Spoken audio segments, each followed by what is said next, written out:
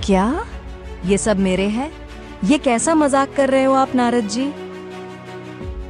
माता जी, ये कोई मजाक नहीं है, ये सच्चाई है। जब भी आप मरती हैं तो भगवान शिव आपका शिर का खप्पर लेकर आपकी याद में इसे अपनी इस माला में डाल देते हैं।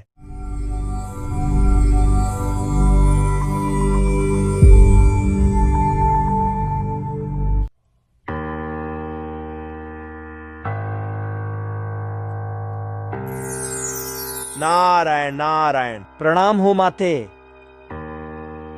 प्रणाम। आइए नारद जी, बैठिए।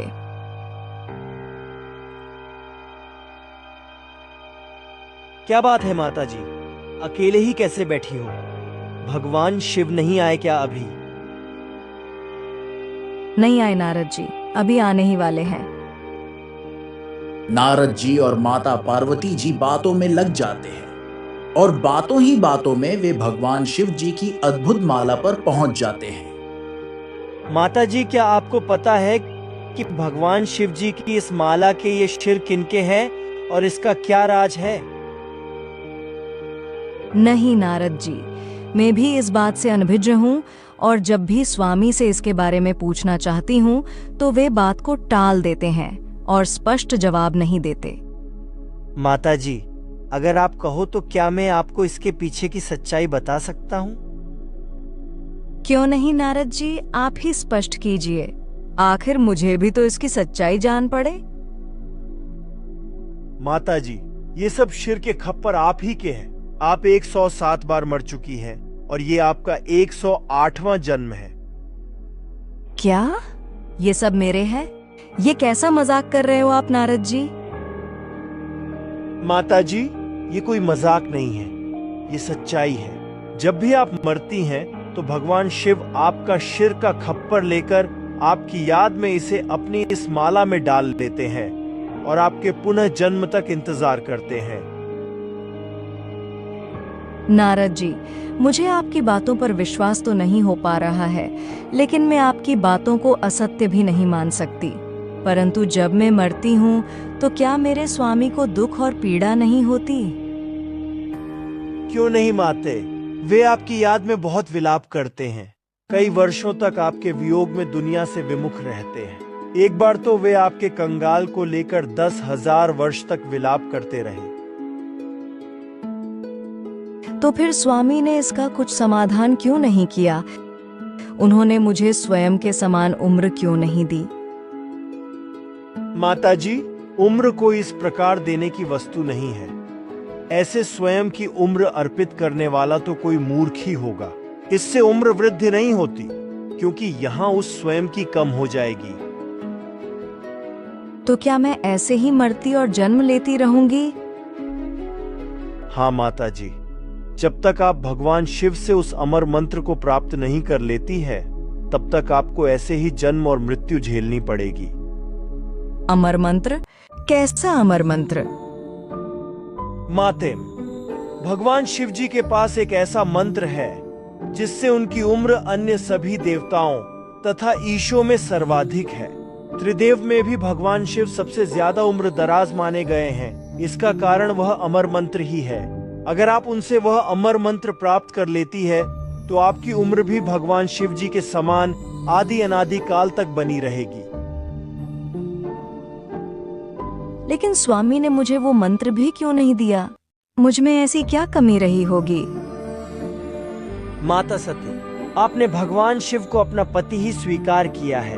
आपने कभी उनको पति से ऊपर की दृष्टि से नहीं देखा। जब आप भगवान शिव को उपदेशक गुरु और भगवान तुल्य स्वीकार करेंगी, तब आपका काम बन सकता है। ऐसा संपूर्ण रहस्य बताकर नारद मुनि जी वहां से चले गए। माता पार्वती को बेचैनी सता रही थी। उनको आज भगवान शिव का बेसब्री से इंतजार था।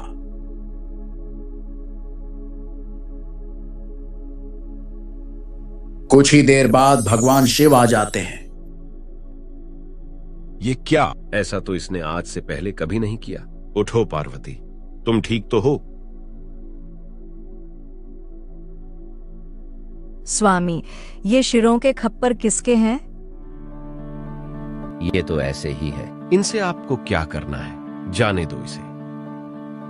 नहीं स्वामी, ये शिर्क के खप्पर सब मेरे हैं। आज इसे हो क्या गया है?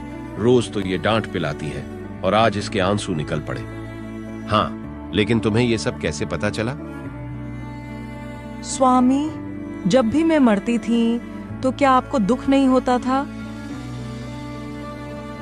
पार्वती, मुझे दुख तो बहुत होता है, लेकिन मैं कर भी क्या सकता था? तो स्वामी, आपने मुझे वो अमर मंत्र क्यों नहीं बताया?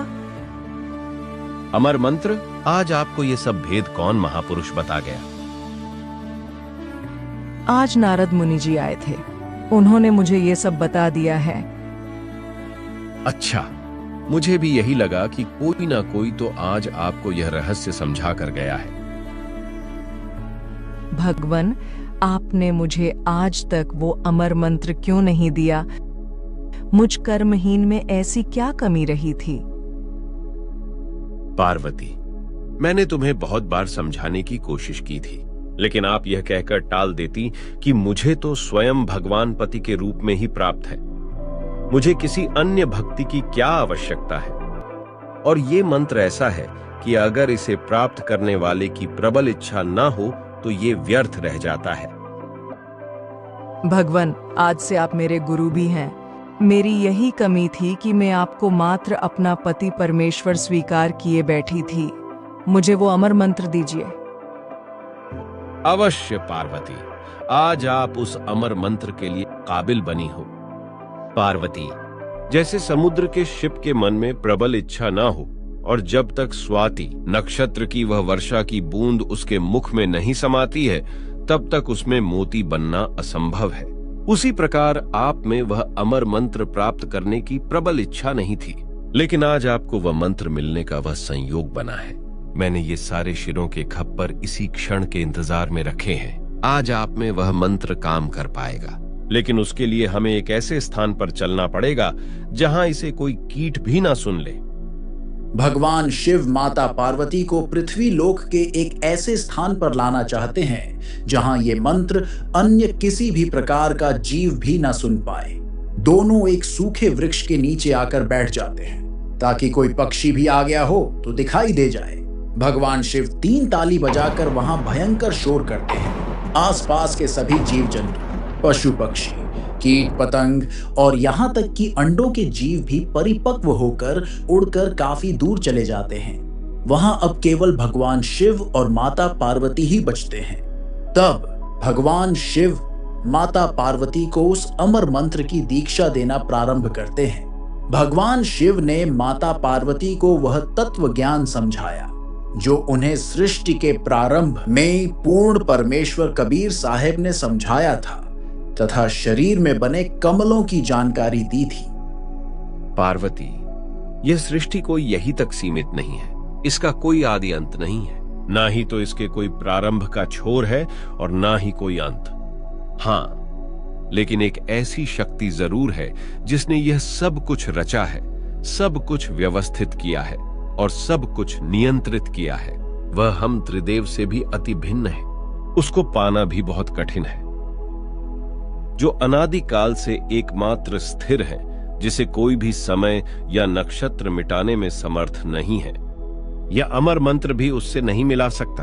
उसे पाने के लिए इस पृथ्वी लोक पर ही संयोग बन पाता है। तब पृथ्वी लोक पर इस अमर मंत्र से भी अति समृद्ध और मोक्ष मंत्र आविष्कृत होते हैं। यह मंत्र कोई अमर मंत्र नहीं है, यह ब्रह्म गायत्री मंत्र कहलाता है। अमर मंत्र तो अन्य ही है जिनका भेद आज तक रहस्य ही है। आइए अब आपको इस ब्रह्म गायत्री मंत्र का रहस्य उजागर करता हूं। हमारे शरीर में मुख्य 5 प्रधान कमल बताए गए हैं, जिन्हें 5 प्रधान चक्र भी कहा गया है। सर्वप्रथम मूल कमल आता है, जो हमारे गुदा से कुछ ऊपर रीढ़ नली में पीछे की तरफ स्थित है। इसमें गणेश जी का वास होता है। हाँ, ऐसा ही है। इसका मंत्र है और इसका जाप इतनी बार किया जाता है और ऐसे किया जाता है। इसके बाद इससे थोड़ा सा ऊपर नाभि से नीचे और मूल कमल के ऊपर दोनों के बीच स्वाद कमल यानी स्वादिष्ठान चक्र आता है। हाँ, ऐसा ही है।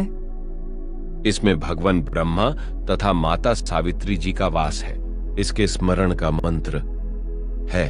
इसकी विधि भी पूर्व के समान ही है। तीसरा चक्र नाभि चक्र आता है। यह नाभि के ठीक सामान पीछे ही व्याप्त है। ऐसा ही है। इसका मंत्र है और विधि यथावत है। इस प्रकार भगवान शिव ने माता पार्वती को जहां वह अमर मंत्र दिया, वहां आज अमरनाथ धाम स्थित हैं। वहां को एक यादगार के रूप में मंदिर का स्थान दिया गया और आज यहां लाखों श्रद्धालु श्रद्धावश जाते हैं, लेकिन यहां जाने से कोई लाभ जीव को नहीं हो सकता। अब कहने का भाव ये है दास का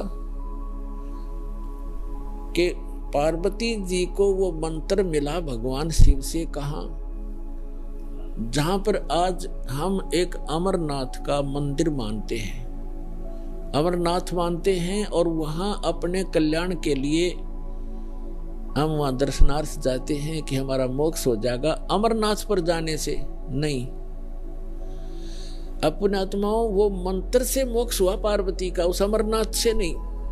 अमरनाथ एक स्थान है जहां पार्वती जी को वो अनमोल मंत्र प्राप्त हुआ था। अब इस दास के पास वो कंप्लीट स्पिरिचुअल नॉलेज है, वो अमर मंत्र है। ये अमर मंत्र जो भगवान शिव ने पार्वती जी को दिया, ये तो इतना अमर है, जब तक शिव रहेगा पार्वती की मृत्यु पुनः नहीं होगी, और एक दिन पार्वती भी मरेगी, शिव भी मरेंगे, ये अविनाशी नहीं है। गीता के यथार्थ विश्लेषण की जानकारी के लिए पढ़ें पुस्तक गीता तेरा ज्ञानामृत।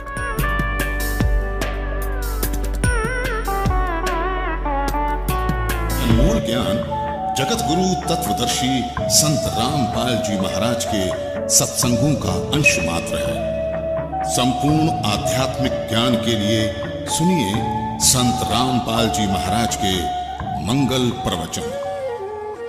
आप संत रामपाल जी महाराज जी के मंगल प्रवचन संत रामपाल जी महाराज एप्लीकेशन पर भी सुन सकते हैं तथा उनके द्वारा लिखी पुस्तकें भी डाउनलोड कर सकते हैं।